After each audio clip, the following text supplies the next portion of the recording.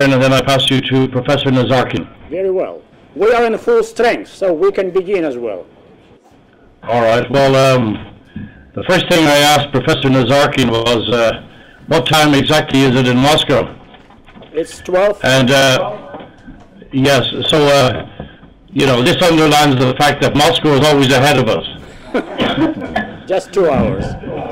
So welcome to this first class. I hope it will be followed by many other classes, indeed full courses.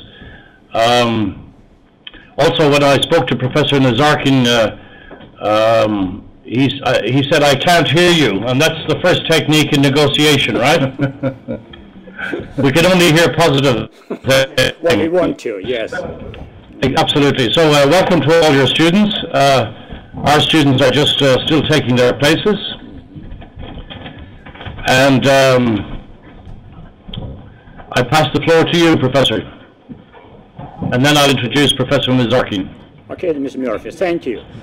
Hello, everybody. My name is В.О.Печатнов, and I'm a professor of American and European Studies here at Moscow State Institute of International Relations. I'll be co-chairing our discussion with Ambassador Nazarkin. First of all, let me, on behalf of our group, greet our colleagues from the esteemed Geneva School of Diplomacy and International Relations, whom we see so clearly on our screen. Our team represents two schools on our campus, School of International Relations and School of Political Science, as well as graduate program in Area and Regional Studies. Let me introduce our participants. On my right, which may be on your left, we have Daria Haspekova from School of Political Science. Daria, would you show your hand? Then it's Daniil Perinkov from the same school. Then we have Ivan Vasic from Slovakia, School of International Relations. Alexei Nikolaev, same school. And Mustafa Kurbanve from Azerbaijan, School of International Relations. On my left is Yelena Savchenkova, School of Political Science. Dmitry Fatykhov, same school. Nikita Vorobyov from Graduate Program of Regional Studies. And Natalia Primakova from the same program. That's about our team. And we, of course, are looking forward to a very interesting and fruitful discussion on some historical and contemporary problems of European security. So why don't you introduce your participants so that we know who they are? Yes. Thank you, Professor. I'll introduce Professor Nazarkin in just a moment. I don't think we'll introduce each and every one of us because we outnumber you. And there's so many of us here, all excited to be talking to you in Moscow, that they will identify themselves as questions arise.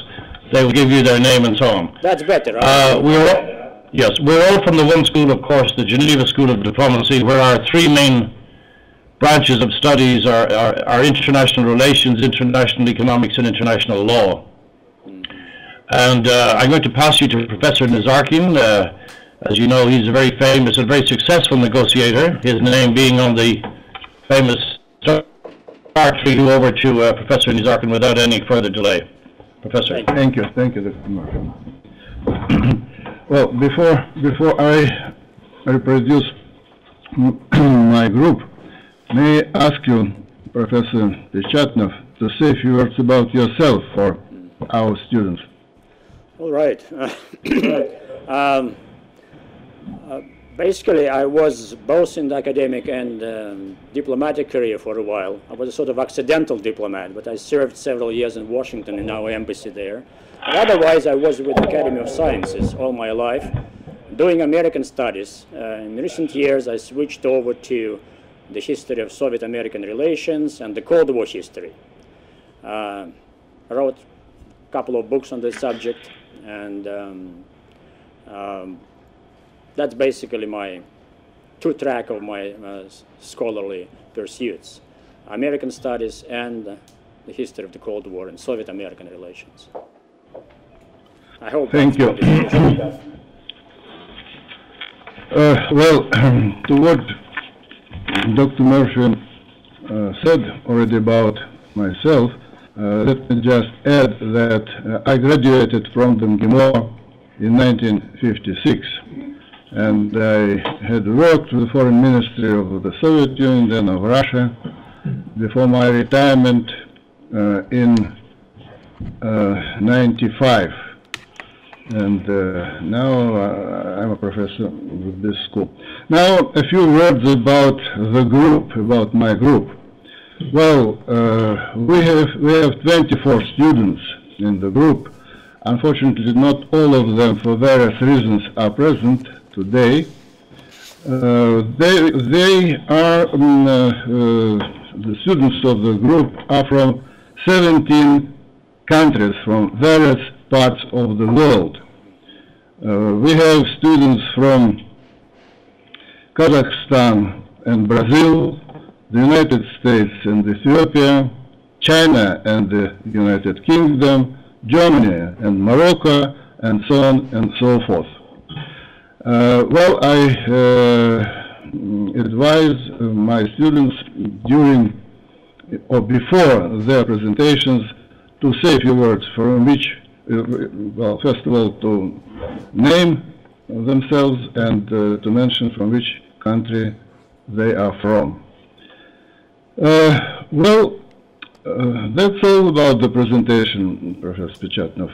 Please, let's proceed following our agenda, following our schedule, and I understand that you are prepared to make a short statement as an introduction.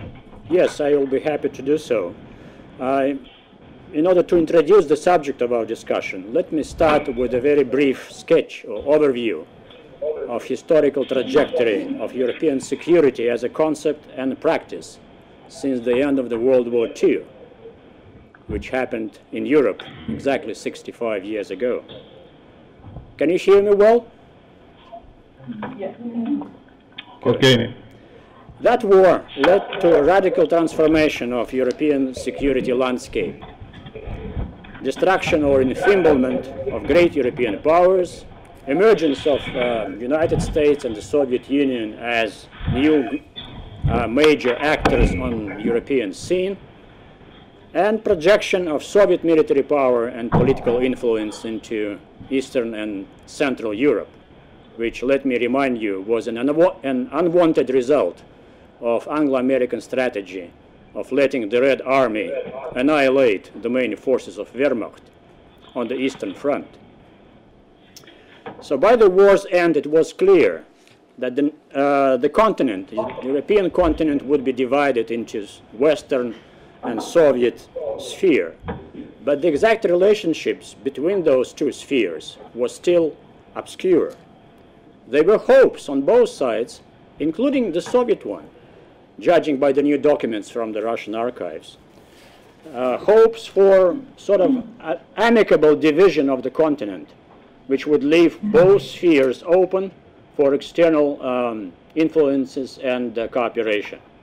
Walter Lippmann, a famous American observer, in his influential wartime book on U.S. foreign policy, saw the future European security as based on cooperation between what he called Atlantic and Soviet strategic orbits.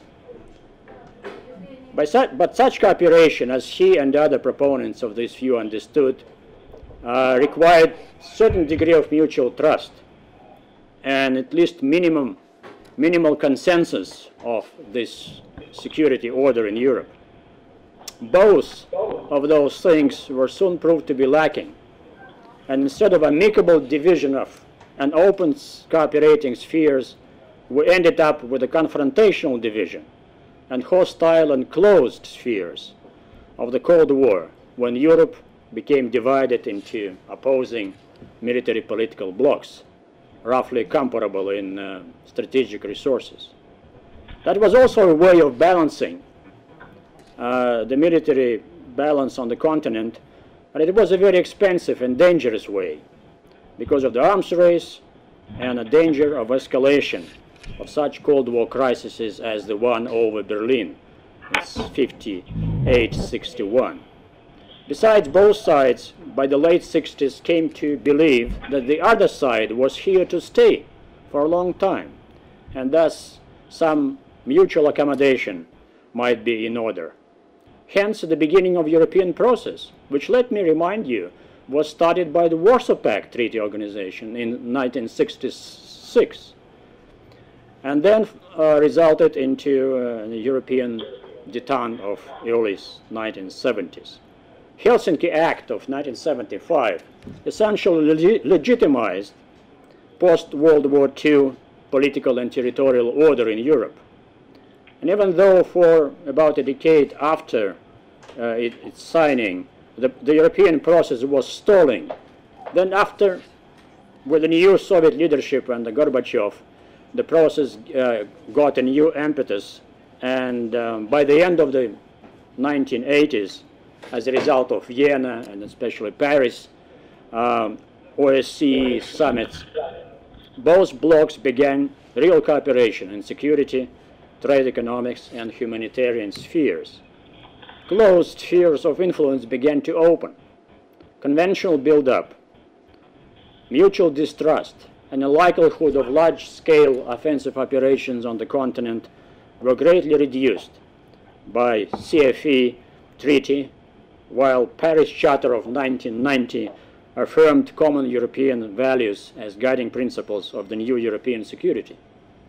For a short while it seemed that Walter Lippmann's dream of two strategic orbits happily cooperating with each other was becoming a reality. But just as this new two-pillar European security structure was being built, its Soviet pillar began to crumble.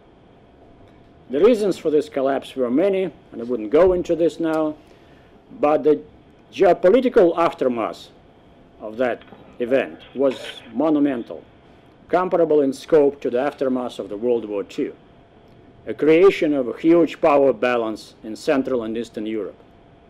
With the end of the Cold War, European security was again at the crossroads, and there was a brief moment when a rosy vision of common European home, without military blocs, spheres of influence, and new dividing lines. A common home based upon all-embracive and reinvigorated OSCE was discussed in Moscow, Paris, and some other capitals.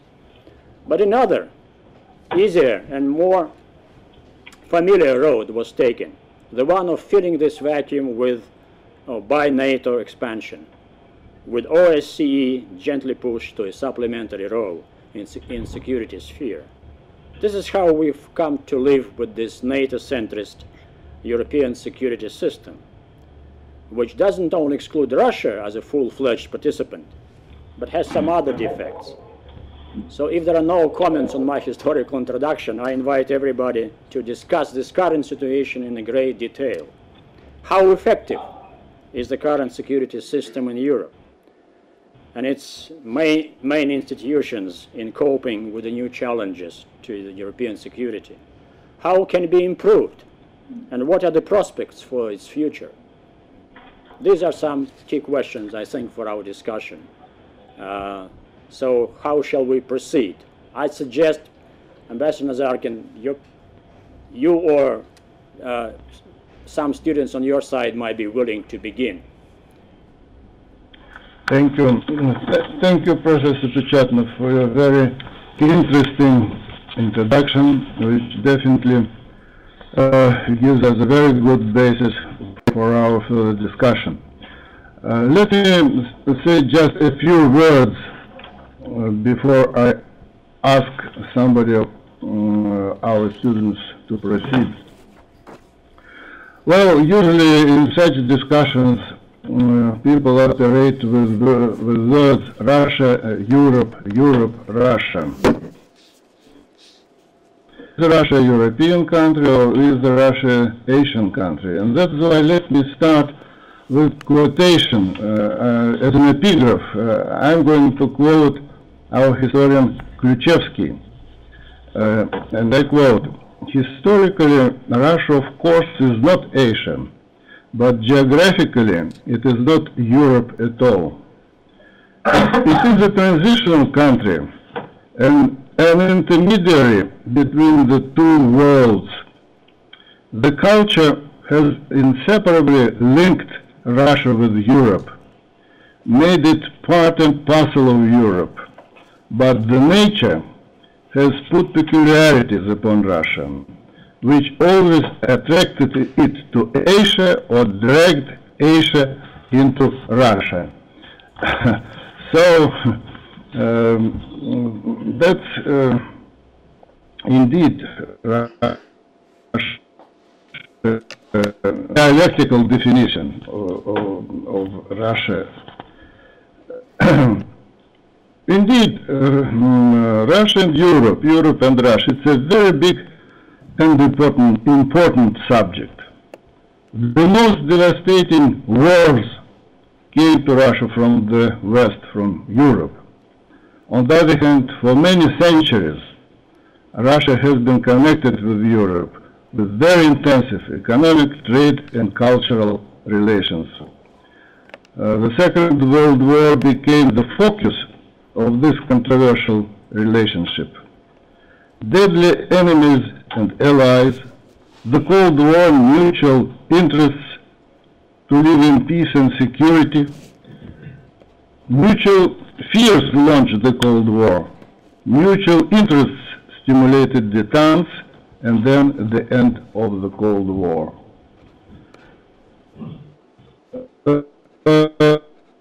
At least there is no ideological confrontation. But there are many regional conflicts, even hostilities. They look regional or local, but there are some bigger geopolitical interests behind them. Europe and Russia remain divided, unfortunately.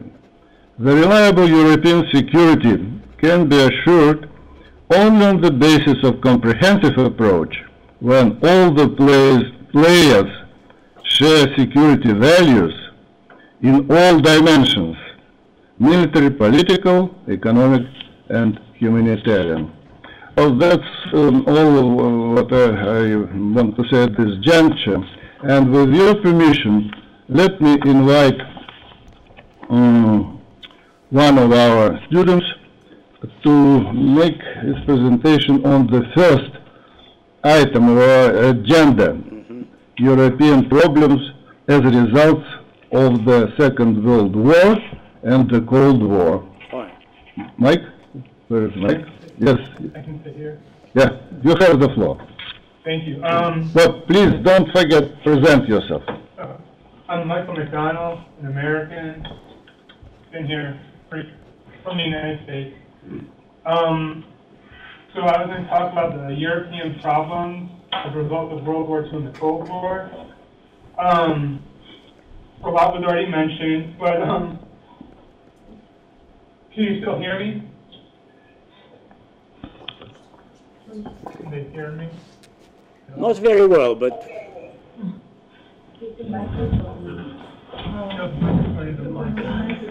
наверное, забыл нажать. У него более примитивная система.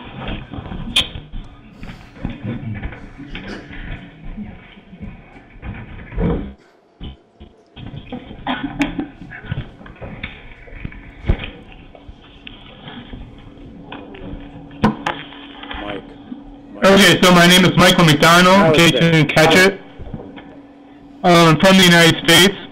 So I'm talking about the European problems as a result of World War II and the Cold War. One of the biggest problems was the attempt to bring democracy and economic reform into Eastern Europe and the former states that were aligned with the Soviet Union. I know it was easier in some ways for Western Europe because of the Marshall Plan and things of that nature. But you can see now there is the attempt to create the democracies and improve the economic situations of Eastern Europe. There's a big push for that. through NATO is requirements to join NATO. The countries are having to improve themselves rather than remain in their weakened state directly after the Cold War. Also, the role of enlargement has created new problems, especially with regard to the possible membership of Ukraine and the role Russia will play with NATO and the possible tensions between the NATO and Russia.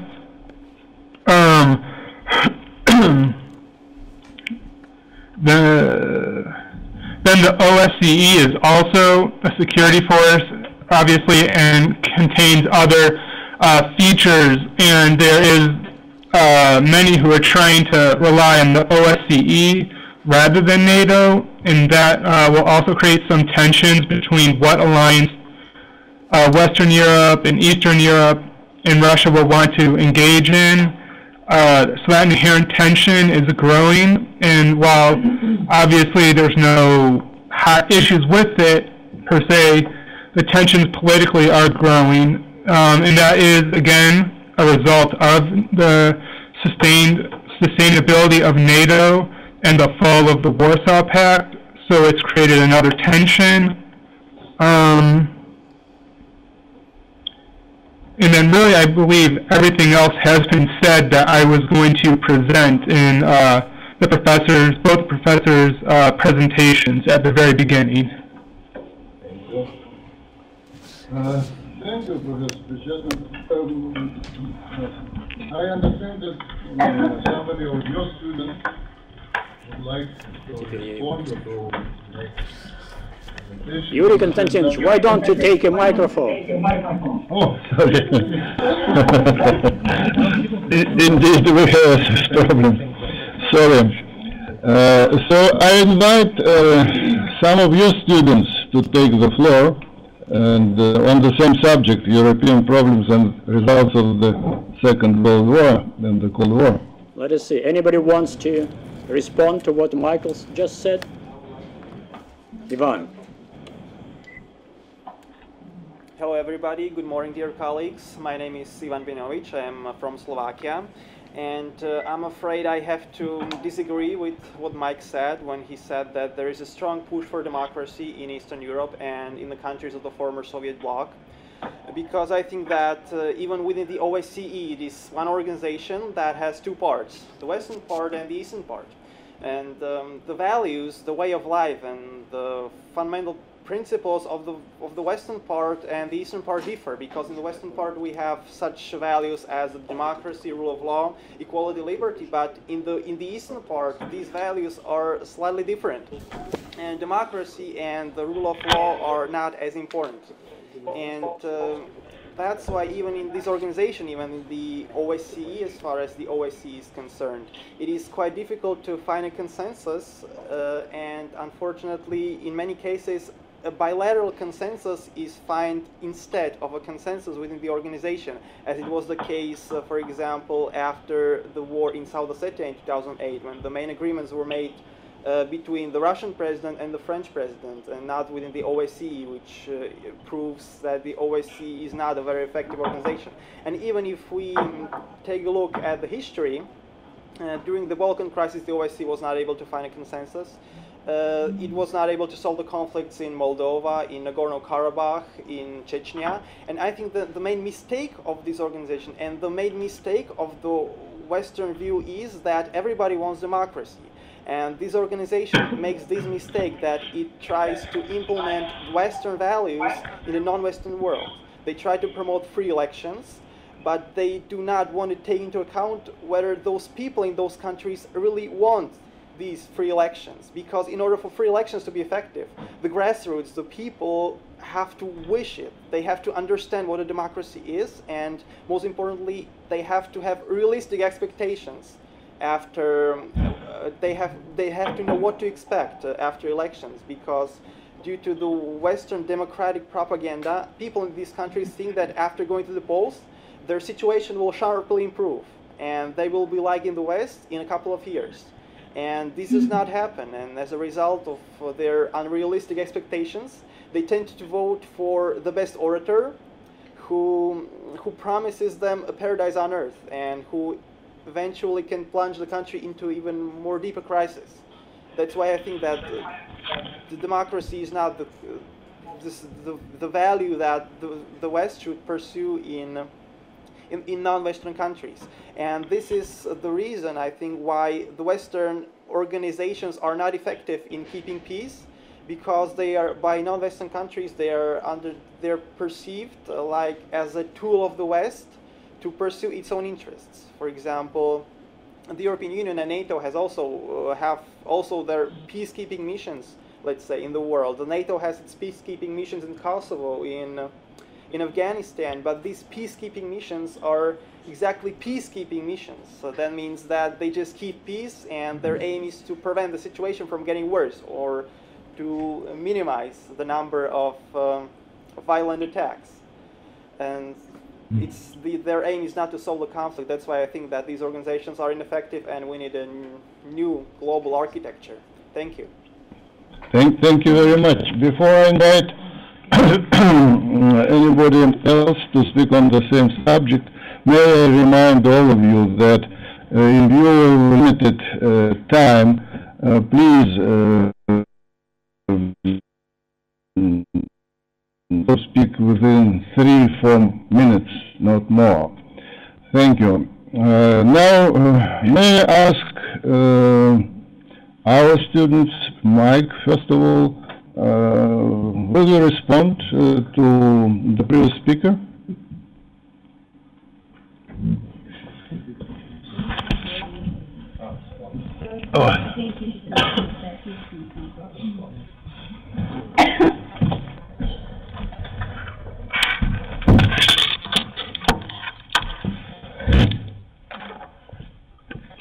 Well, I do see your argument, and I think it is very valid. I just believe that while it may not be as effective as it should be, there is a drive for the organizations, at least, to try and bring democracy and Western values to Eastern Europe and everywhere, essentially. But the population's views on the Western ideology, and I think eventually it may be effective, but right now it's too early to actually see how effective the organizations will be. Thank you. Thank you very much, Mark. Well, we have 4 more items on our agenda, so probably we'll go further, and we'll take the next one, European security after the Cold War. If you agree to proceed further, may I invite somebody of your group to make presentation on the second item? We have already, Ivan has already covered some of that ground, but let's have someone else to talk. I suggest we talk next about the institutions, European Union, NATO, and CSSC, focusing on those organizations and their efficiency in dealing with the security challenges. Anybody from our group ready to talk about this? Okay, please go ahead. Okay, my name is Dmitry Fatikhov, and I'm from Russia, and I study here at МГИМО, School of Political Science. And I would like to talk about certain problems that European security is presently facing in the wake of the collapse of the Soviet Union, and of the end of the Cold War. Well, first of all, I don't like to talk in terms of sort of values-based policies. So I'm not going to talk about the push for democratization in Eastern Europe, and nor am I willing to talk about the ideological, let's say, differences that might exist between the European Union and Russia either. I'd like to say some words about the institutions and about the problems that exist presently in the European security. Well, in purely, let's say, pragmatic terms, it appears evident, first of all, that the European security nowadays is pretty much NATO-centered, and the existing institutions in Europe do not prove effective enough to provide an efficient alternative to this NATO-centered security. We have already said, it has already been mentioned, that the OSCE has been largely marginalized after the end of the Cold War. This organization is presently inept and unable to make any politically or legally binding decisions for the member states. And there also exists a lack of political will and probably a lack of institutional mechanisms in the European Union as an international entity to make decisions on the European security bypassing the NATO nowadays. And that's exactly what Medvedev talked about in his initiative of a new security treaty in Europe. This is the need of legally binding decisions in the area of European security. So that's what's the main problem is the lack of legally binding decisions and lack of institutions that could function effectively in the new circumstances and in the face of the new threats that the global security is faced with nowadays. Thank you. Thank you. May I ask somebody from our group to respond to yes, please. Yes, of course.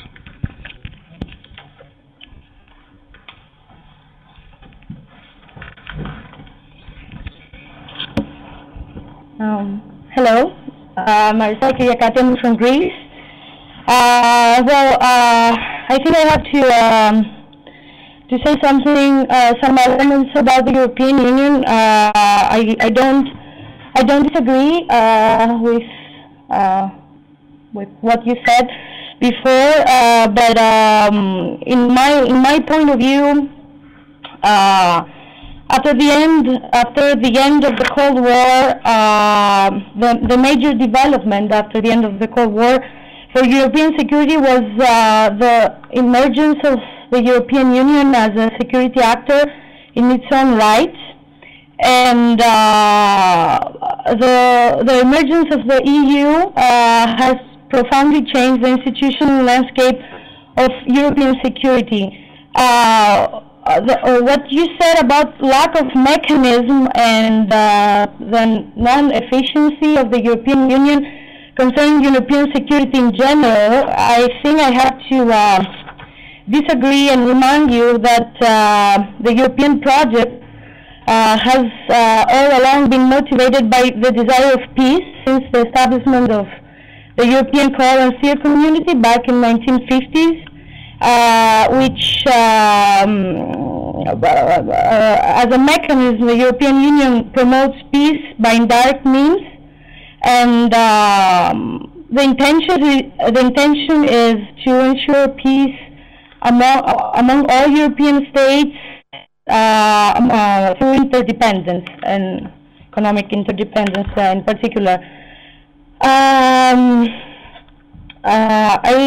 There is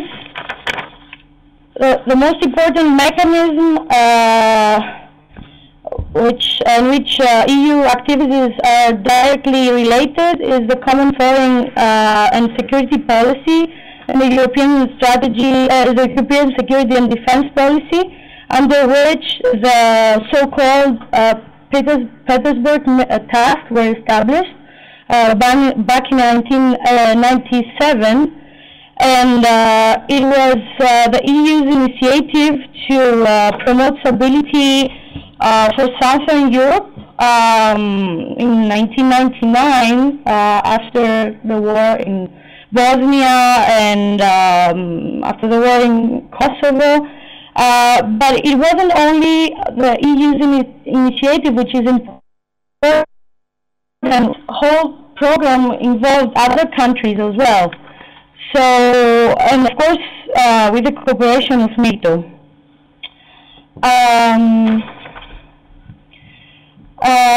But of course, it's by no means certain that EU nowadays, and particularly after 2001, finds itself in a serious challenge, because it is asked to by external actors to play a greater role in the realms of both international and domestic security. But I think, in my opinion, that the whole concept of European security is one of the priorities of the European Union, and it's the results, I think, we will see it in the foreseeable future. Thank you. Mike. All right. It was a powerful defense of the European Union as a security actor. But Dmitry seems Thanks. additional thoughts on this. Yeah. Thank you. Certainly. Thank you, Aristea. Now may I invite somebody. Okay. Yeah. Okay. I would like to comment on the arguments that have just been presented in favor of the European security. Well, first of all, you have mentioned that after the end of the Cold War, the European Union emerged as a security actor. But what is a security actor? This is an international entity that is able to maintain the international security in a given region, if not globally, of course, and it should possess the forces, the military forces, to ensure that in this given region there would be no conflicts and there would be no instability.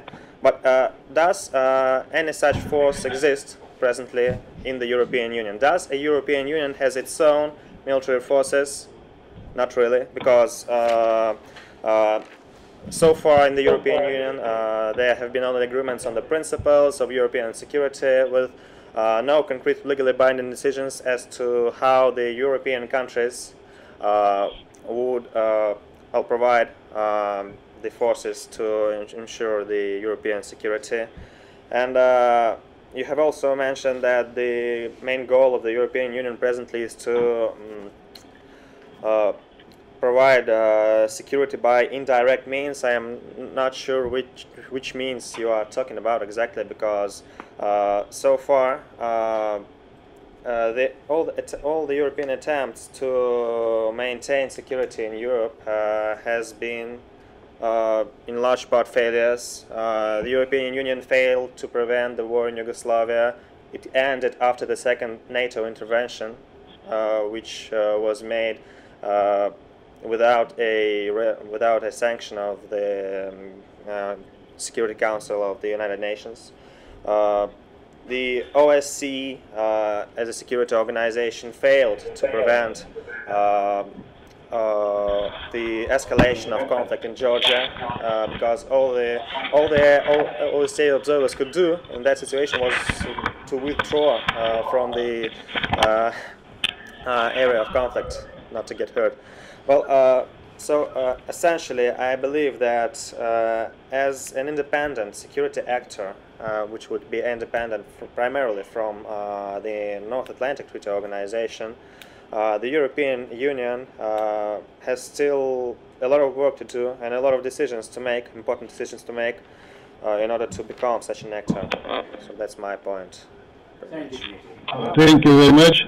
Thank you. Well, I think first Aristea has the right to respond, and then I will give you the floor to Marina. Well, after.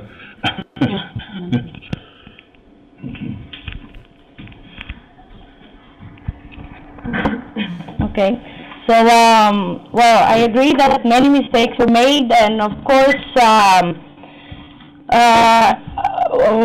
European Union, I don't know if it's right or wrong to say that, or politically correct, of course, it wasn't efficient enough in preventing the war in former Yugoslavia. But what I said about indirect means is economic cooperation and regional integration, and I certainly believe that through regional integration, and especially after 2004, with Bulgaria and Romania being member states of the European Union, and as well as the former Yugoslav Republic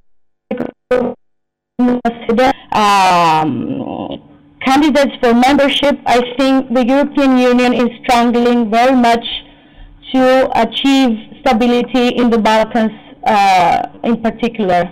Thank you. Thank you. Well, if you don't mind, another student from our group will say a few words. Hello, my name is Marina Stankov-Hadj. I'm from the United States. I have a couple clarification kind of questions. One is in terms of the EU and its role in security.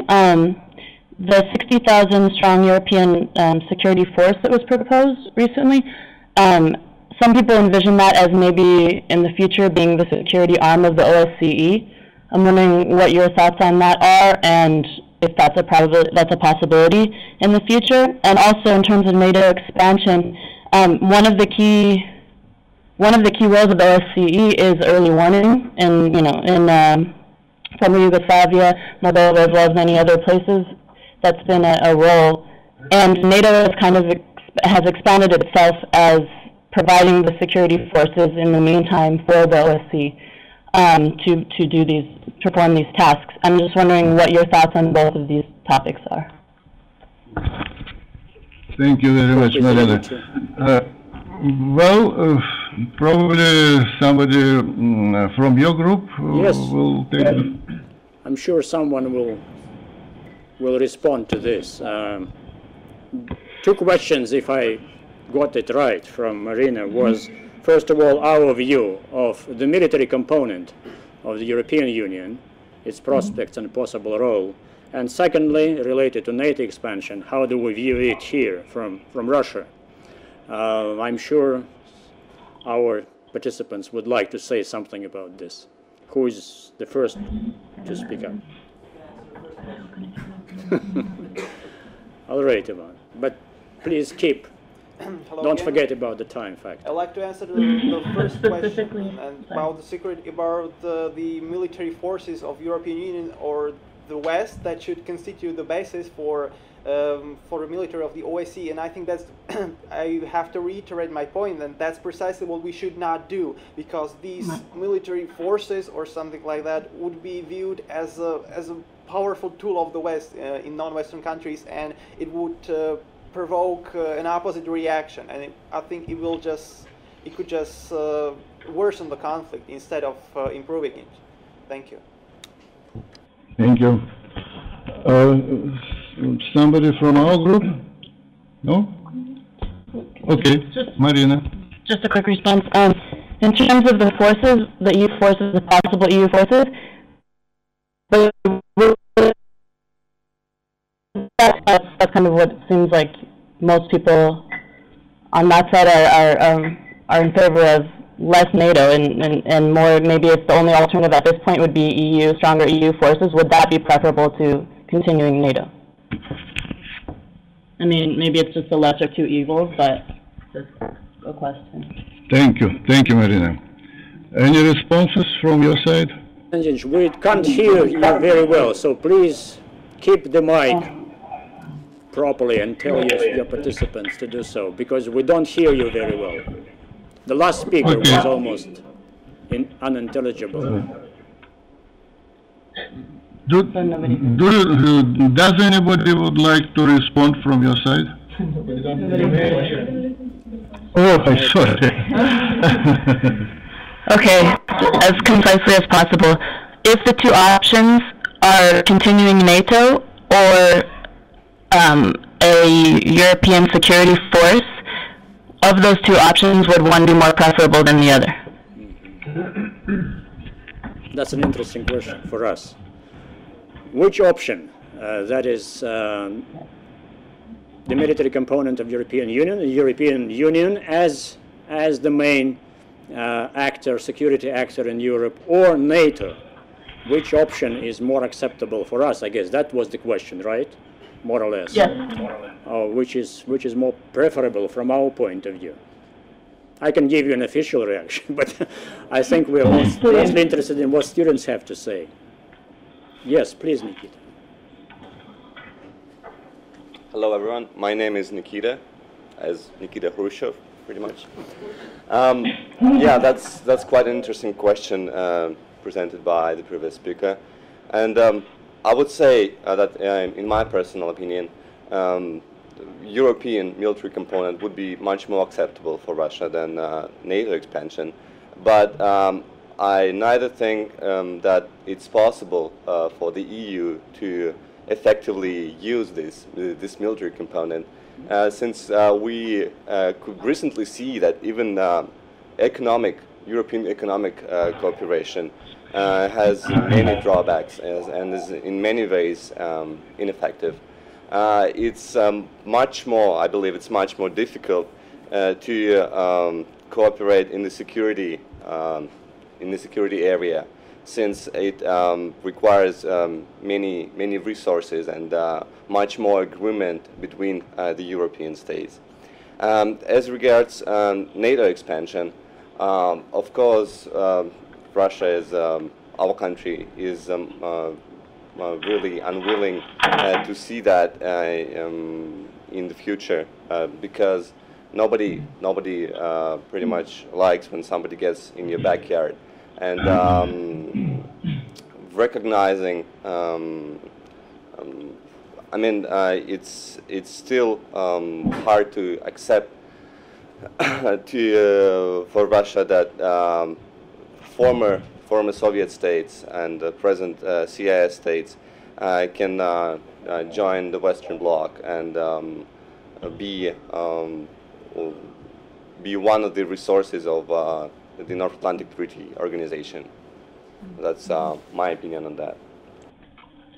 Thank you very much, Nikita.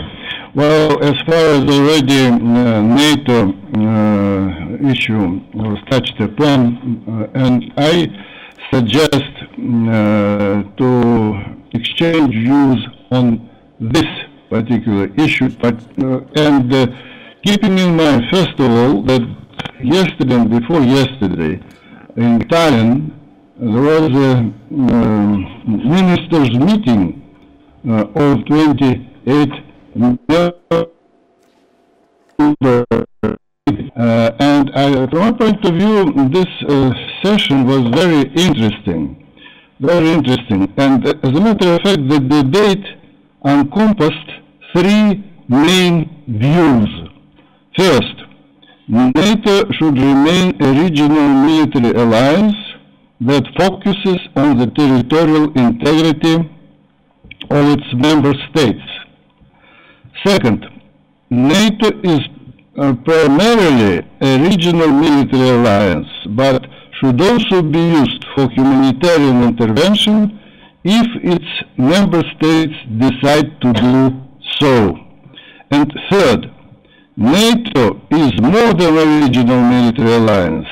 It represents Western values and should therefore expand its membership and geographical focus to include like-minded states worldwide. So I would summarize the debates at this session this way, and I would invite everybody to express their views on this situation. What is NATO? What is the Russian position on NATO? And which way NATO is going to develop further, keeping in mind these three positions which I have just summarized. Who would like to start? I agree, Yuri Konstantinovich. This is an important subject. And let's talk more about NATO and our attitude toward the alliance. Mustafa has a question which might be a good beginning for this discussion. Okay. To your group. Ladies and gentlemen, my name is Mustafa, and I have a question to you and especially to the citizens of the United States. I would like to know why NATO right now is expanding. The President of the United States several times said that Cold War is over and we're friends, and why right now you're expanding and by this way escalating the situation in the region? Thank you very much. Thank you. Who would like to respond to this question? NATO members, please.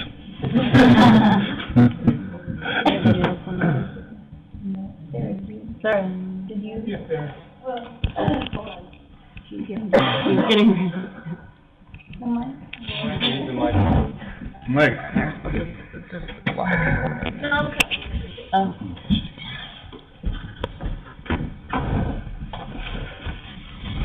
Present yourself. Hi, I'm Sarah Johannes from the U.S. as well. Just to respond to your question about NATO's eastward expansion, I know that is a big fear for the Eastern Bloc countries, specifically Russia, more of a regional European dominance. But in fact, if you realize that one of the issues of European security after the Cold War was the fact that Europe was really disintegrated and divided, and NATO's expansion was supposed to help with peacekeeping. And in terms of, we already talked about the war in Yugoslavia, the issues in Chechnya, also in Georgia. Although NATO wasn't necessarily most effective, the hope of expansion is so that there will be less conflict, given that conflict anywhere is a threat to not only Europe but the rest of the world. So even though it's not necessarily like that NATO has these Western ideologies, it is expected also that they're trying to incorporate the values of Eastern European, given that Eastern Europe was so completely divided after the Cold War and the post-Soviet Union conflicts. Thank you. Thank you. So we have this answer. NATO is first a projection of security, and NATO is also a vehicle for expansion of democracy and consolidation of Eastern Europe and former Soviet states. Do we respond to these arguments, and how? I'd like to, Ivan. I know you have your opinion, but let us other people talk. Perhaps Alexei or someone else who hasn't yet spoken up. Introduce yourself. My name is Daniel. I'm from the School of Political Science, and I want to draw attention to one point. When they're talking about NATO's global role in maintaining security, not only in Europe, and not only in the sphere of American influence, but also elsewhere, for example, even Chechnya was mentioned, we should remember that we already have an organization that is aimed at solving global security problems, and this organization is the United Nations. And NATO has never been regarded as an organization with global security functions. That is why my answer and my question is the following. Talking about NATO's global security role, do we neglect do we just neglect the role of the United Nations and don't paying so much attention to the NATO's global role, we forget about the United Nations? Thank you. Please. Present yourself. From Geneva. Hi, I'm John Mark Walls. I think the UN is not, it never was established to be a necessarily hard peacemaking organization. It wasn't there to drive home politics. So you only have to look as far as Bosnia to see the ineffectiveness of the UN and kind of how it was stalemated and its inability to act decisively in a key situation. And so I think that NATO kind of in that situation stepped in and played an important peacekeeping role when there was no other possibility, and the UN had essentially failed in its role to make peace and to keep peace there. So I would say that that idea of a regional kind of force, that's not really UN's role as I see it, and it's what it does. Clear, thank you for your response. Although we can't agree to it, I think to a great extent, perhaps Nikita would say a few words about it. Yeah, certainly.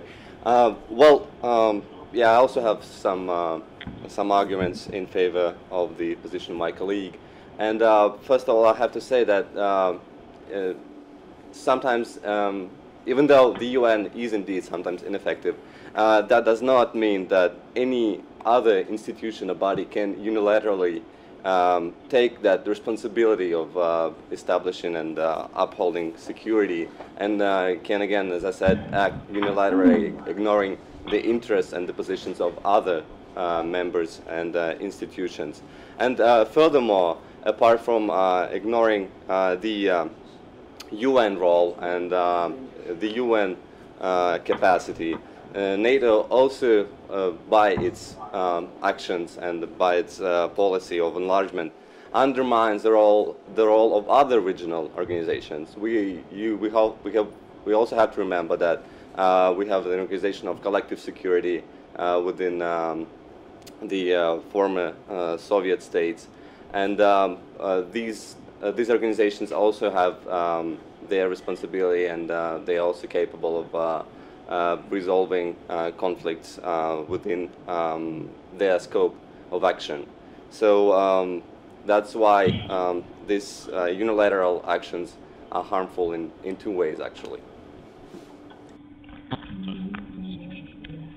Thank you. Anybody from our side?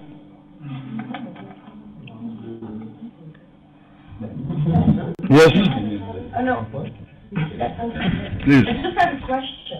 Please. I don't know. Hello, I'm Gonzalo from Belgium.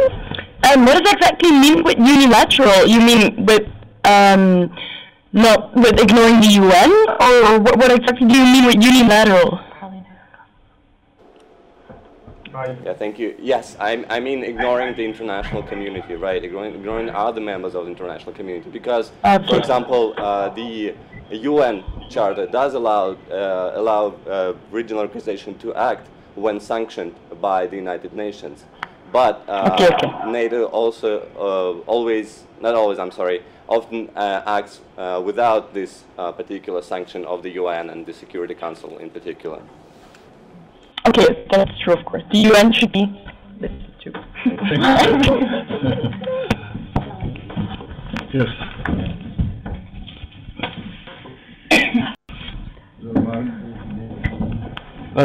Again, in reference Bosnia, and it was the UN that called on NATO to act as its arm, as its force in that situation. So, in fact, you had a multilateral institution, the UN, calling upon NATO to act for it in that situation. And so, in essence, how would you respond to that?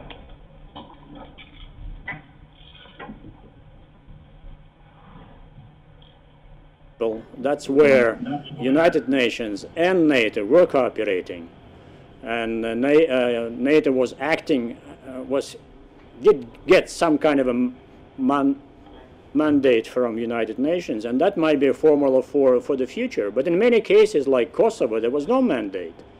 I mean, the United Nations flag was used afterwards, but not for the legitimation of the operation in the very beginning.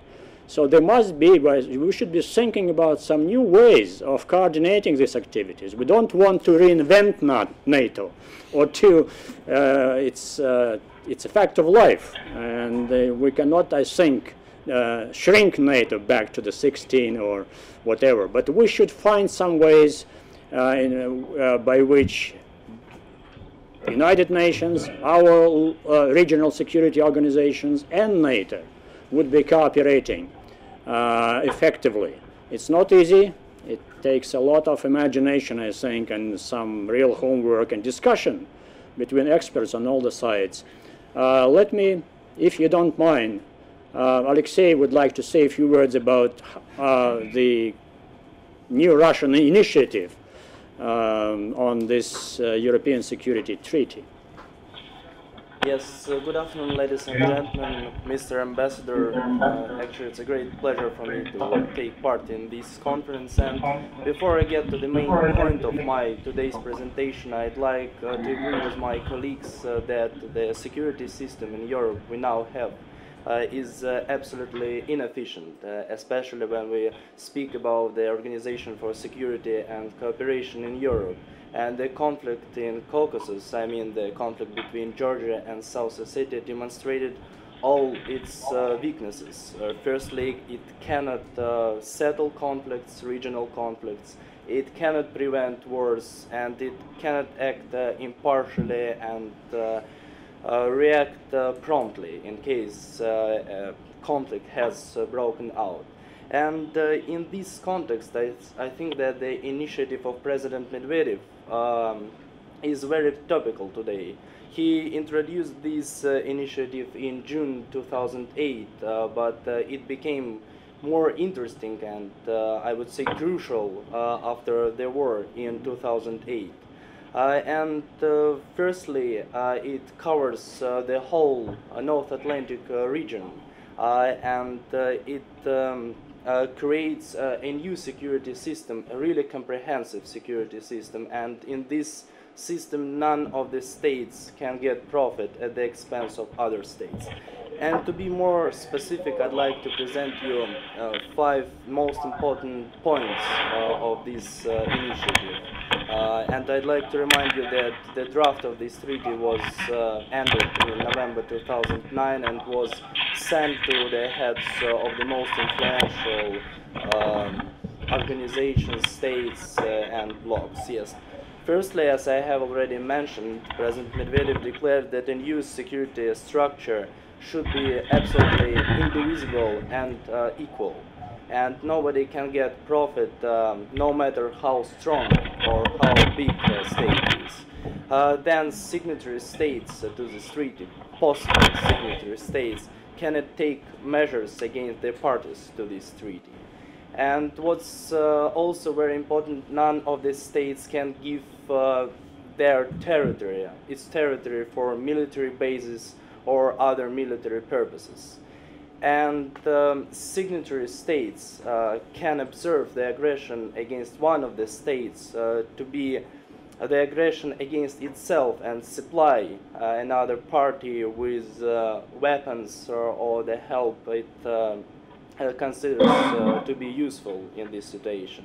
I'd like to introduce also the reaction of different states to this initiative.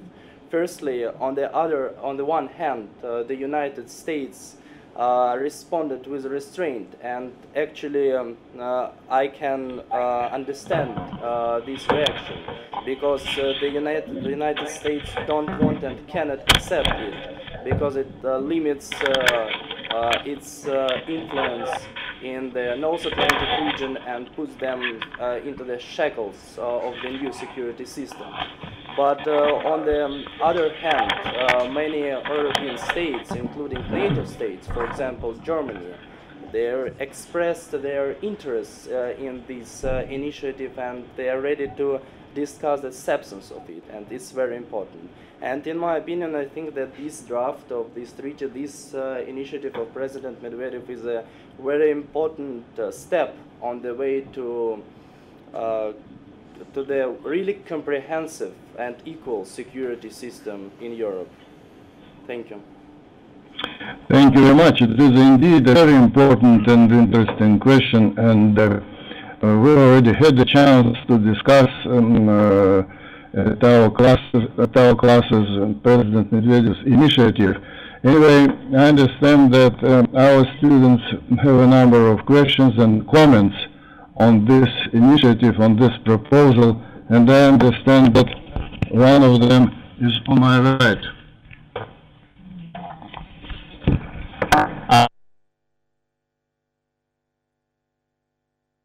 This was a very interesting presentation on a new Medvedev, President Medvedev proposal on a European Security Treaty.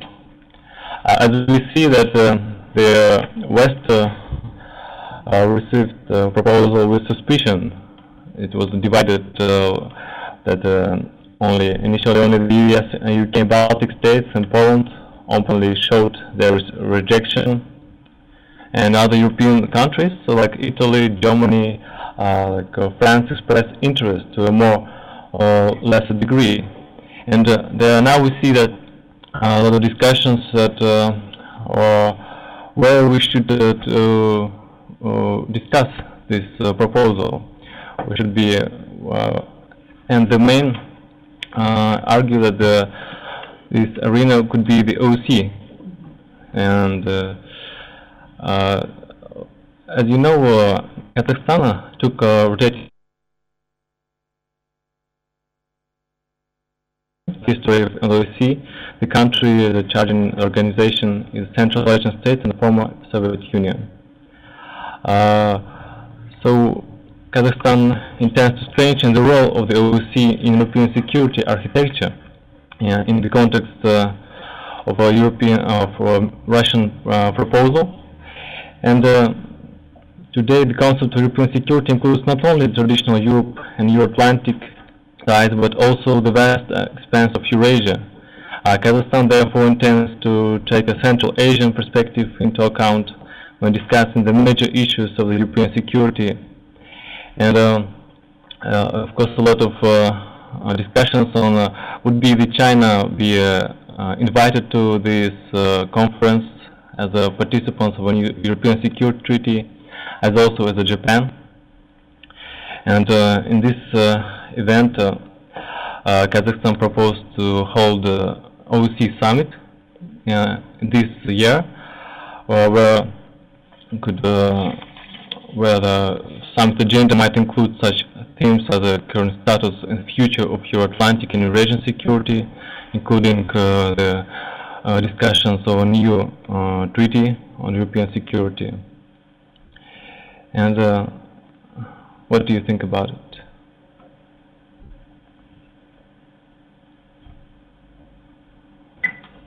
Yelena, I'd like to say a few words in response to this, and also to follow up on what was said about Medvedev's initiative. The question was about this Kazakhstan initiative, which I think is very interesting, to have OSCE summit in Kazakhstan to discuss the new European initiative by Medvedev and in its regional and Eurasian applications, and that I think is very important. So Elena would talk later a little bit. Anybody else from our group to respond to this? Not really. I think you raised a very important point about the procedure.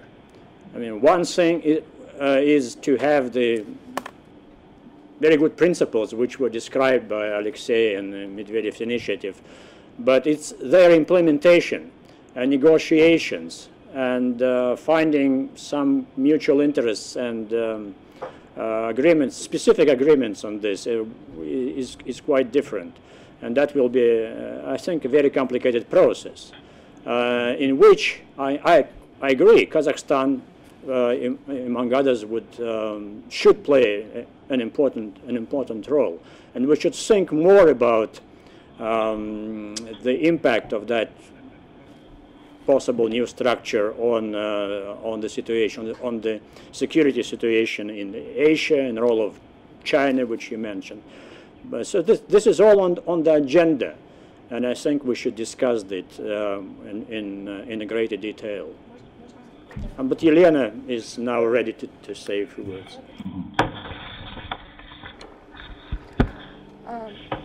Good afternoon, my name is Helen, and I'd like to add some words to the question, to the theme that has been mentioned. You mentioned that the West is suspicious about this Russian president initiative, and to my mind, this is the point.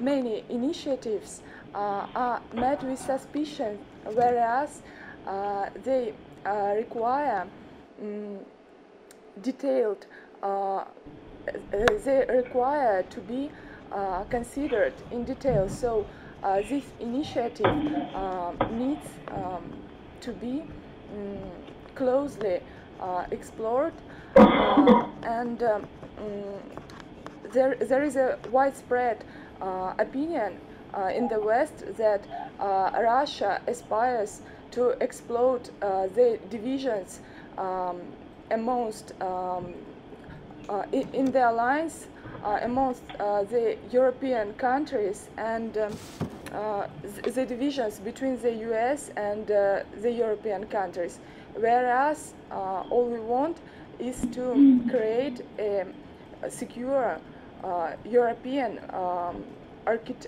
new architecture. So in a globalized world, in a today globalized world, we are facing the same challenges, the same threats. So our aim isn't to spread divisions or to worsen these divisions, but to cooperate in order to solve them, to settle these conflicts, misunderstandings.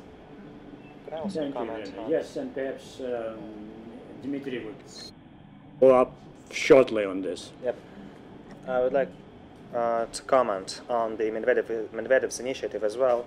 Well, I guess that this is a very comprehensive initiative in terms of creating an efficient security structure in Europe, especially in the point that an attack against one member of well, any hypothetical structure of security in Europe would be considered as an attack against all members. So the way this structure would function would be pretty much the same as the way NATO is functioning nowadays. And in this respect, such a structure will provide well, sort of a competition for NATO in terms of assuring European security, and obviously some of the states that are intended to be incorporated in this structure are also member states of the NATO organization, and therefore there will inevitably be considerable tensions. And in order to reconcile these tensions, yet again, we would have to reassess the role the NATO will play in the European security in the years to come. Thank you.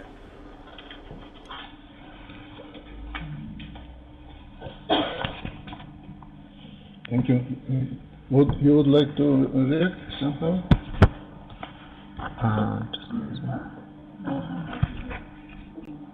I'll just let them. Okay. Oh, yes, please, Mike.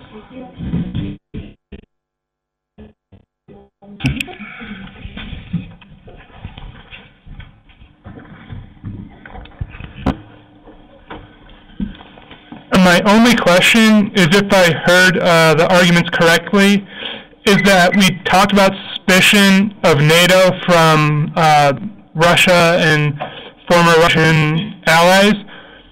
So why should NATO not be suspicious of the Medvedev's proposal if they've always been questioning the motives of NATO? So I just didn't understand that part of it quite well.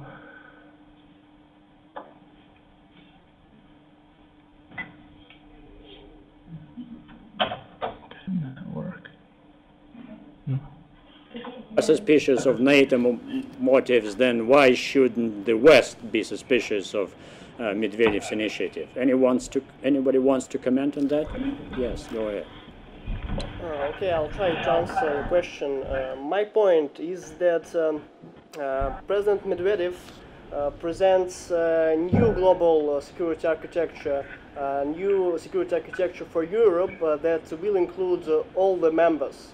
And as for NATO, it excludes Russia from this security architecture. And that is the problem. What Russia proposes is a new organization that will serve in the interests of every members. While talking about NATO, we always exclude Russia and its allies. And that is a problem, I think. Thank you. Yes, Maria. Just a couple things.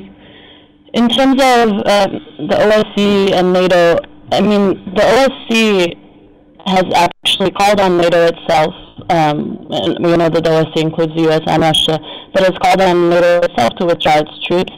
And I think it's obviously been touched on the require a lot of imagination, but we don't have anything that's feasible at this point. So, I mean, that's an example to me of why it can't go away in the near future. In terms of collective security, any organization that includes the U.S. will be obviously inherently advantageous just because of the financial wherewithal. And Western principles will be translated. And it's important to remember that not all people in the West are completely in favor of all Western ideals and principles as well. It's a huge country. But that is a side effect. And we have to look at whether we are looking mainly at the financial wherewithal of a security institution, and the only one that has that to my mind right now is NATO. Thank you, Marina. Any responses from МГИМО side? Not this time.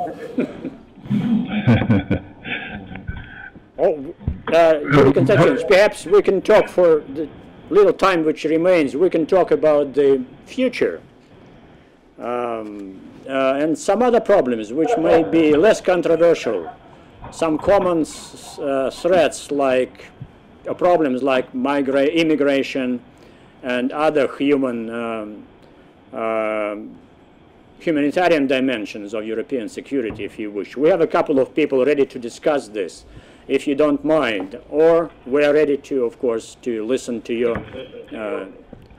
No, I think that's a good idea to discuss the humanitarian dimension of the European security, but after that probably we'll touch upon also on nuclear dimension of the European security. And it is known that there are about 500 tactical nuclear warheads deployed in Western European countries, and about 200 of them under NATO auspices, though they belong to the United States.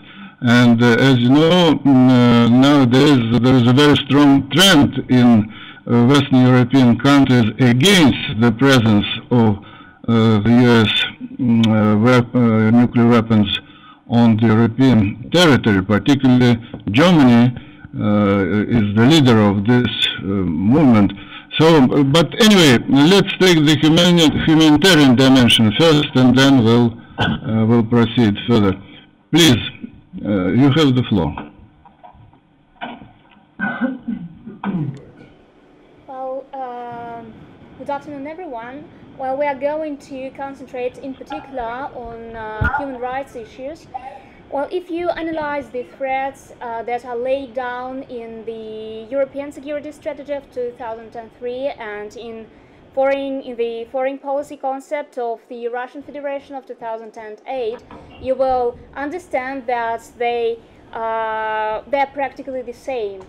And the close analysis of these threats make us also understand that in the center of these threats there is a man, there is a particular every person who nowadays is opposed to the raison d'etat, because in the Cold War period there were mainly conflicts between states. Nowadays there is a huge problem of human rights that are opposed to the interests of some particular states or to the interests of security.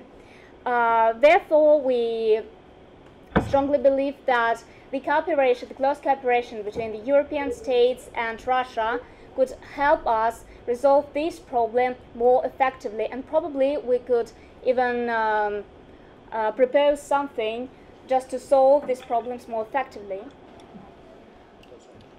Yeah, I will develop the idea of my colleague.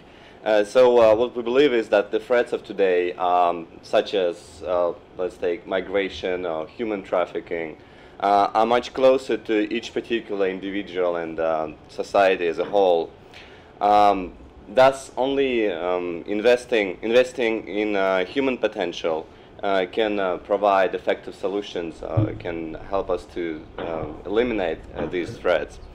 And enhancing human potential in its turn is only possible if human rights are upheld, since it is the key condition of successful and independent development.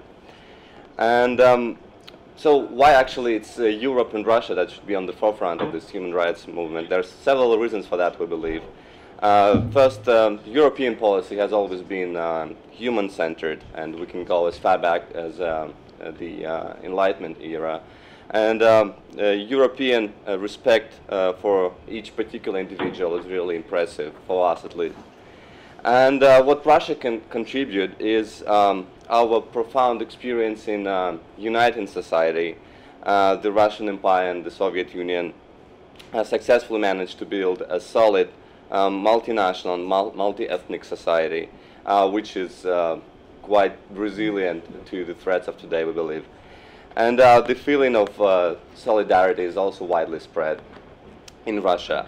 To sum up, as we said, the present threats are really lie in human nature and are much closer to each individual, and thus we must invest in human capital in order to successfully eliminate these threats. Thank you. Thank you very much. Would anybody from Geneva group like to respond?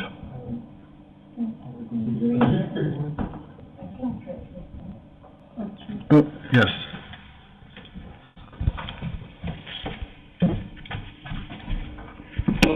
Hello, Astrid van der Velde again from Belgium. I think if we're talking about human rights and everything, aren't you totally bypassing the Council of Europe then, which has a really important role in considering these topics already? What would you do with the Council of Europe then? Well, I'm sorry, we are in no way undermining the role of the Council of Europe. We are actually saying that it is important to invest in human capital, and we're not saying that we should create any particular body that would deal with it. We are speaking from the theoretical point of view that enhancing human potential is crucial to European security. That's what we do, basically. Yes, of course it is, but there is already such a body. Why would you feel the need to? I don't understand the human rights aspect of your. We just basically believe that more attention should be paid to this issue, because that's one of the key solutions to the threats of today. We believe that the importance of it is a bit undermined. I mean, we speak more about the hard power, about the weapons, and we pay less attention to the human resources, which can be effectively used to uphold the security. Well, I totally agree with that, but I just don't think that for that reason there is a need of such a new security. I think there is already an organization, a body that deals with that. So I don't see why that would be a reason to create such a new security thing. say that? That's not one of the reasons. They want to, yeah. Yeah, but you already have the Council of Europe, so why don't you do that then? Sorry, we probably have to What? clarify the point. We are not proposing to create an organization or anything like that. We're speaking about strengthening the cooperation, the bilateral cooperation between the European Union and Russia, because we believe that that will be a much more effective instrument to tackle these new challenges. That's all. Oh, okay. Thank you. But I still think, okay. Anybody else from our group?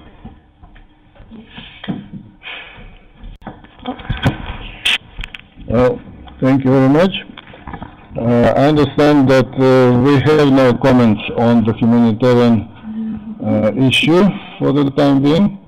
Do you want to proceed with the humanitarian item, or would we touch upon nuclear issue, which definitely belongs to the future?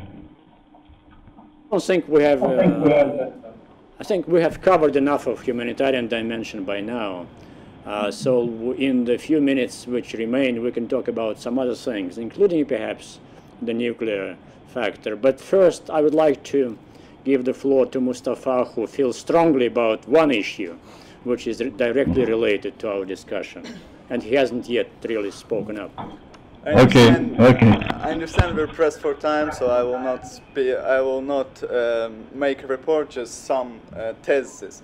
And I would like to talk about the South Ossetian War, which took place in 2008, and I'm sure you have fresh memories concerning this war. And I will not. I will just remind you that this war has a deep background. It began in 1992, and South Ossetia and Abkhazia in this year seceded from Georgia and declared its independence.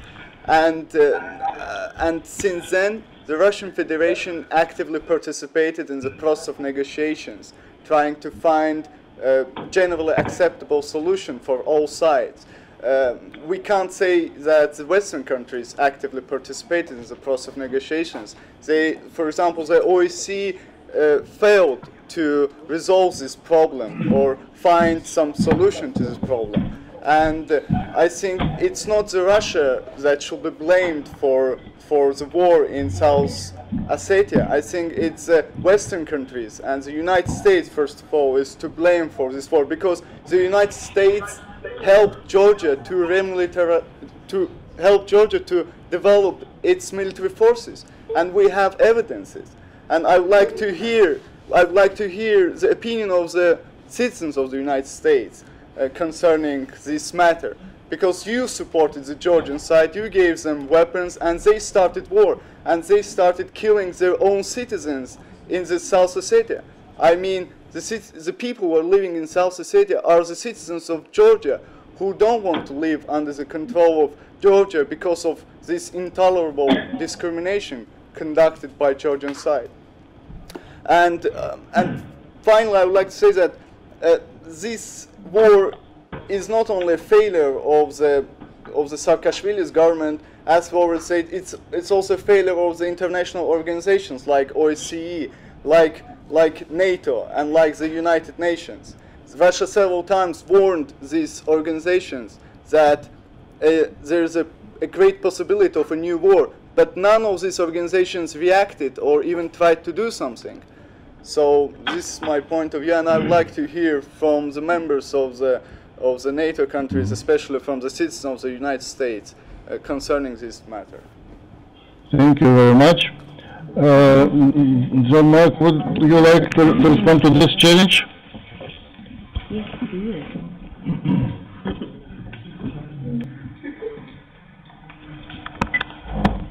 Thanks for the question. I think that that is the whole situation, Georgia, South Ossetia, and Abkhazia, is incredibly complicated. I think that for me it's very interesting because it's a conflux of all of the dynamics and all of the issues that are kind of going on between the West and Russia. It's kind of a meeting point.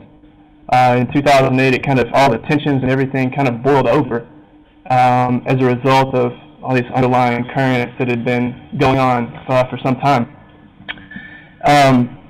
In response to your point about the U.S. Aiding and abetting Georgia, I think that practically speaking, Georgia, as we all know, is strategically important for the U.S. and the region, the South Ossetia and Abkhazia regions are strategically important for Russia. And I think it's pragmatically, you can kind of just put that out there. I wouldn't go as far as to say that the U.S. spurred the war directly. I think we can all look at the Saakashvili government and somewhat frown in the behavior generally. But I wouldn't say from a U.S. policy standpoint that it was necessarily in the U.S. interests to spur a conflict there. Kind of a follow-up question to that, kind of concerning the ongoing peace talks now in Geneva. We're on the 10th round of that, and meeting scheduled in June. Again, I would like to address the question of the territories because they too play a pretty key role in the European political dynamic now. Specifically, the speech in June was mentioned, and also he made a subsequent speech in October after the Georgian conflict, basically reiterating what he said. And kind of a general theme of that was the emphasis on European cooperation, especially through the EU, and we've touched on that a good bit today. My question is, very recently, Belarus and Ukraine showed very slight, if we can say that, acknowledgement they would be willing to consider the possibility of recognizing the two territories, or Abkhazia specifically. And the EU responded very quickly. My question is it in Russia's interests to, even as secondary policy, pursue more recognition with regional, does that serve Russia's interests? And then does more recognition by states in the region, does that in somehow limit or affect Russia's ability to work multilaterally in the Euro-Atlantic region?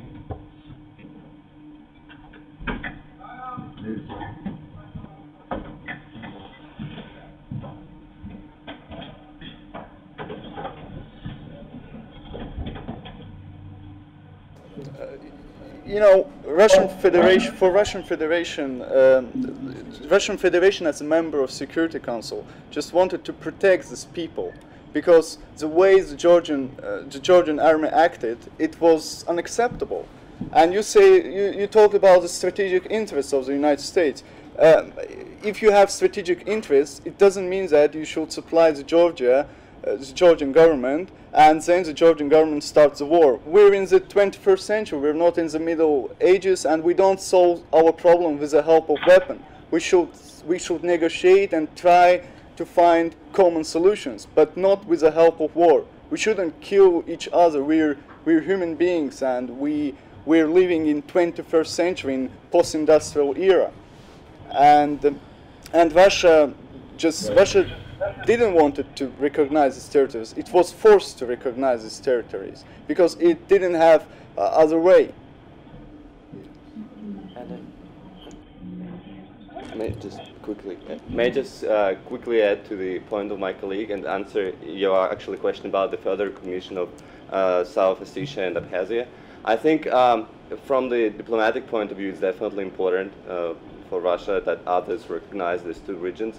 But from the practical point of view, it doesn't really matter that much, I think, because Abkhazian foreign minister visited our university a couple of months ago, and then that same question was addressed to him.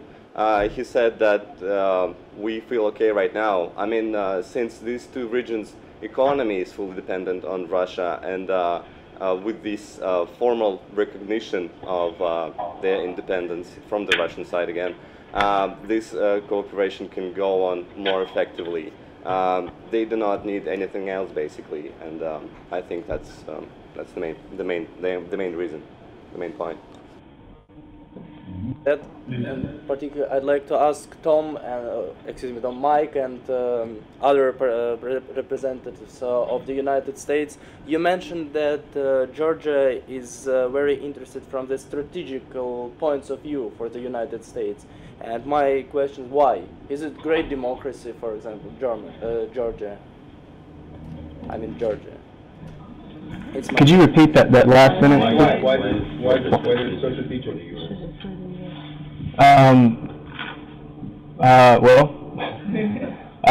Geopolitically, geostrategically, it sits at Russia's southern border, and yeah, obviously, it's a very strategic area. But one point I would like to make, kind of after reading through the independent fact-finding mission report, not the whole thing because it's pretty long, but looking at it in detail, it was very apparent, to be fair, that the obvious outcome was that yes, the Georgian forces invaded South Ossetian territory. That's undisputed. But the build-up to that was it was very, very complex, very complicated, and that the situation surrounding the conflict, looking at that report, is not I guess equal, but I'd like to say. All right, Michael, thank you. We heard you very well, and we had a very, I think, interesting and candid exchange of views on this very complicated issue.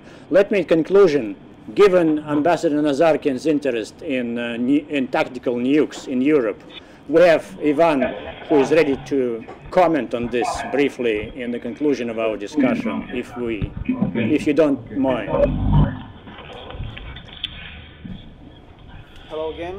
So we all should probably know that recently the United States and Russia signed the START III treaty, which reduces the number of nuclear warheads to a certain point. And there are some proponents of even complete nuclear disarmament who say that there shouldn't be any nuclear weapons in the world, and who say that the world has been able to sign a declaration that prohibits using biological weapons and chemical weapons, and that the world should be able to do the same thing with nuclear weapons. However, I think that the nuclear weapons are a very efficient means of deterrence because of the long-term consequences of a nuclear attack. And when you attack somebody with biological or chemical weapons, the consequences are not that long. And it's also said that 300 warheads are enough for one country to destroy another country. And according to the START treaty, the number of warheads that remain is much higher than 30.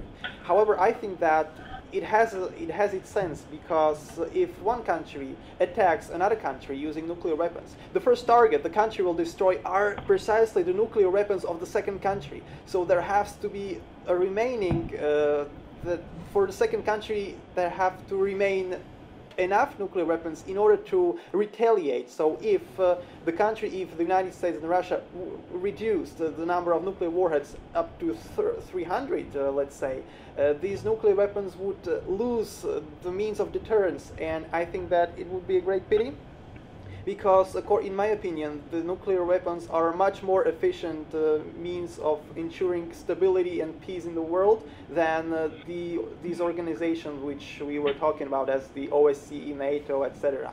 Thank you. Thank you very much. The presence of the U.S. Tactical nuclear weapons on the European territory of course, is a very sensitive point. Official representatives, particularly Secretary of State Hillary Clinton, responded to this trend, particularly made by the German government, with a counter idea that the U.S. could put the withdrawal of its nuclear warheads from Europe in the context of the reductions or any other measures on tactical nuclear weapons together with Russia. My question is, do you think it would be in Russian interests to discuss tactical nuclear weapons?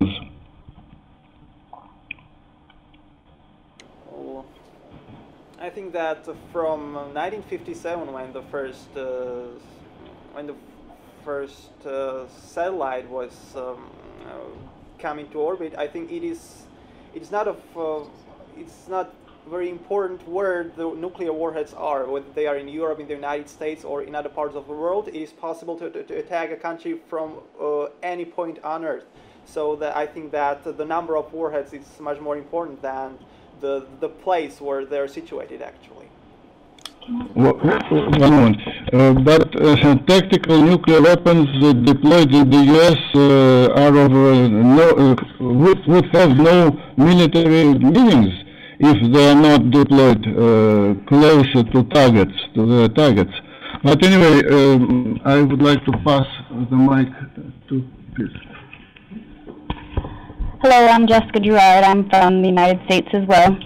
And my response to your disarmament theory to more than 300 weapons per state is that I disagree with you that in the first initial targeting of a second state that all weapons would therefore be taken out in a second state, because deployment methods are various, and you cannot just assume with intelligence that, say, the United States attacks Russia initially, that we would be able to take out all of your arms. And I agree of a nuclear weapon, but I disagree that we could initially take out all of your weapons, so I don't agree that we need to minimize the weapons to 300. Okay. I'd like to comment on this point. Well, I pretty much subscribe to your opinion that 300 nuclear warheads could probably not be enough for a country to feel absolutely secure in the world where there are various countries possessing nuclear arsenals. But I guess we shouldn't be discussing the strategy and the tactics of using nuclear weapons right now. Let's leave it for the military experts. I guess they have more qualifications to discuss such things. I'd like to ask two questions concerning the START treaty that was signed on the 8th of April between the Russian Federation and the U.S. Well, in Russia, among the experts, this treaty has aroused great controversy, as there are two points of view. Some say that this treaty is mutually profitable for Russia and the US, and that it contributes greatly to the world security because, basically, the nuclear stockpiles are being reduced, which is a good thing because everybody would feel more secure in this world. But others, however, claim that signing the treaty has been a diplomatic defeat and a failure for Russia, for the Russian side, because this treaty contains no obligations as to the status of the anti-ballistic missile forces. We all know that the United States withdrew from the Russian-US anti-ballistic missile treaty in 2002, and since then the United States has been building up its anti-ballistic missile forces, claiming that they are intended solely to protect the U.S. from external threats. Whereas in Russia, the nuclear facilities and infrastructure remains unprotected, and our anti-ballistic missile forces are quite weak. And if in this situation the stockpile, or the Russian nuclear stockpile, is being reduced, then the United States capacity for countering a hypothetical nuclear attack by Russia increases. So my question to the citizens of the United States is how is this treaty perceived in the United States? Is it viewed as mutually profitable for the United States and Russia, or is it viewed as more profitable for the United States? And my question to our European colleagues is what implications could this treaty create for the European security? Thank you. Thank you very much. Of course, European security is a part of international security. I'm prepared to give the floor to anybody in our group to respond to these questions. But however, Vladimir Olegovich, what about our time limit? What do you think? We, of course, could have gone for another 2 hours or even more, but I know that you are pressed and your students are getting ready for another class, and so are we here. I'm afraid we have to conclude at this point, saying some final words, I think, in the end, and that should be it for the first encounter. Okay. So, definitely we are coming to the end of our joint event, and may I ask both groups who would like to say a few concluding words, well, apart from Professor Pechatnov and myself, which will do, definitely, but I mean our students. I don't see anybody in our group. Oh, yes, sorry, Sarah.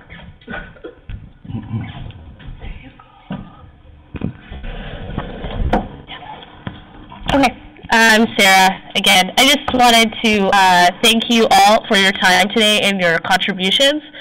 Most importantly, I'd like to reiterate that although we are Americans from the United States, we don't necessarily all believe in our policies and what we have done in the past. So it's important to have forums like this and to discuss these type of issues, and we do appreciate hearing your point of views and your sides. So thank you very much.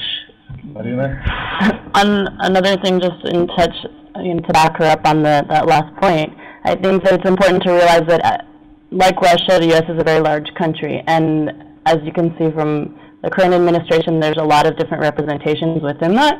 So I think it's important, dialogues like this need to continue, and I appreciate that you guys are as open as you are to discussing these issues with us, so thanks. Thank you very much. Thank you very much, Maria. Vladimir, may I ask whether somebody from your group would like to make very short words, and then I will invite you to make your concluding remarks. All right, I'm asking now someone from our side. Yes, I can make a short conclusion. Yes, thank for everyone for this discussion, for this conference. Actually, it was very interesting for us, and we have heard many opinions about the current security system in Europe and in the whole world, and for us and for me, especially because I represented the initiative of Mr. President Medvedev. Yes, it was very interesting to learn about the reaction of different states to this initiative. Actually, it was very interesting, and thank you Thank you for this discussion. Yes. And Thank you very much. I would like to thank everybody again for this fruitful discussion. I hope such kind of discussions help us to understand each other better, and maybe in future better solve our differences, our problems together. And I hope that this kind of dialogues will increase our mutual understanding, so make it better. So thank you very much. Thank you very much. Well, I agree with all these concluding words said from your side and from our side, and I have nothing to add very much. But just, if I may, I would like to say that from my point of view, the discussion demonstrated indeed deep interest, good knowledge and understanding of the European security problems, and the fresh approach of a younger generation gives me really a feeling of optimism. And of course, we had no chance to discuss all the problems at length. That is why I hope that we'll continue our contacts and we'll use this experience for future. And that's my conclusion, Vladimir Olegovich. And please, will you take the floor? Just a few words to add. I agree with everything which was said. You know the Russian proverb, of course, about the first pancake always coming out wrong. So this was our first encounter, first experience of this kind with your school. And we are sister institutions, after all. And it's, I think our pancake didn't come out wrong. Actually, it was a lively discussion. We haven't agreed on everything, and nor could we, but we have come to a better understanding. And perhaps some of you and our, I think, participants begin to even question some of our initial assumptions, and that is very important. So I do hope that our cooperation and our contacts like this would continue. It's better, of course, to be present in person, but TV bridge is the second best, I think, format for these discussions. So let us continue, and thank you all for being with us this morning. Well, from my part and on behalf of our group, I'm sure, may I thank you personally, Vladimir Olegovich, for this contribution to our discussion, and may I thank you, all your students who participated in our discussion, and let's hope we will see again in the future. Thank you.